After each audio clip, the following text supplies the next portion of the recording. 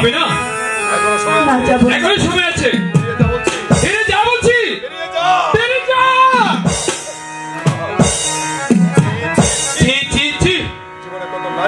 জীবনে কত নারী আমি দেখেছি। নির্লজ্জা বেহায়া নারী আমি আর একটিও দেখিনি। তোকে আমি এমন শাস্তি দিব যে শাস্তি দেখে এই রাজ্যে আর কোন নারী এমন জঘন্য কাজ করবে না। আমি তোকে দিলাম মৃত্যুদণ্ড। ঘাতককে পাঠিয়ে দে। আমি ঘাতক, আমি ঘাতক।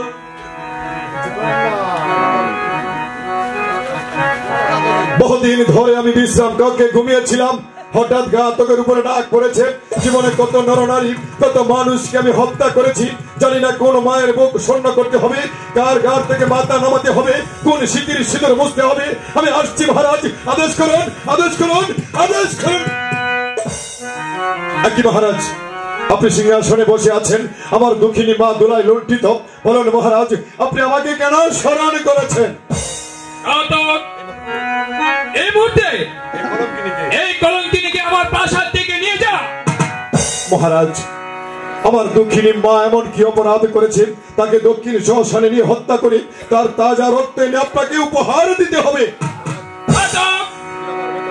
তুই আমার 2 টাকার বেতন ভুক্ত কর্মচারী, আর তুই নাকি চাইছিস আমার কাছে কৈফিয়ত?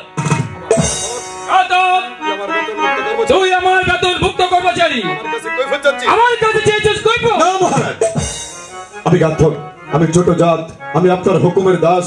আমি আপনার কাছে কৈফিয়ত চাচ্ছি না মহারাজ।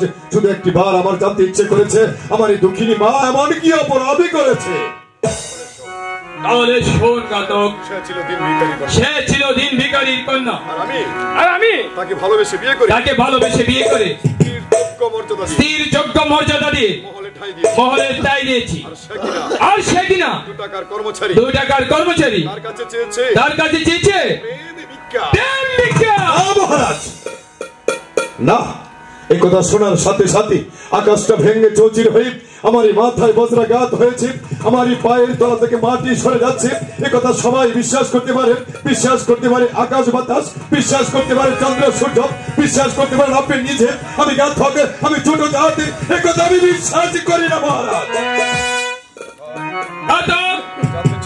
আমি জানতে চাই ওকে কি নিয়ে যাবে কিনা, না তো ভুলবশত আমি নিজে ওকে হত্যা, আমি তাকে নিজেই হত্যা করব। মহারাজ না, আমি ঘাতক, মানুষ হত্যা করাই তো আমার কাজ। ওরে ঘাতক, চলে আয়। তোমাদের মহারাজ আদেশ করেছে, তুমি তো অক্ষর অক্ষর কাঁদিস মেরি মা, তোর চোখের জলে হয়তো সাগর বয়ে দিলেও মহারাজের মন ঘন। চলে আয়, আমাকে একটু সময় দিন। ঠিক আছে রে মা, মহারাজকে শেষ প্রণাম। আমি তোকে সময় দিল।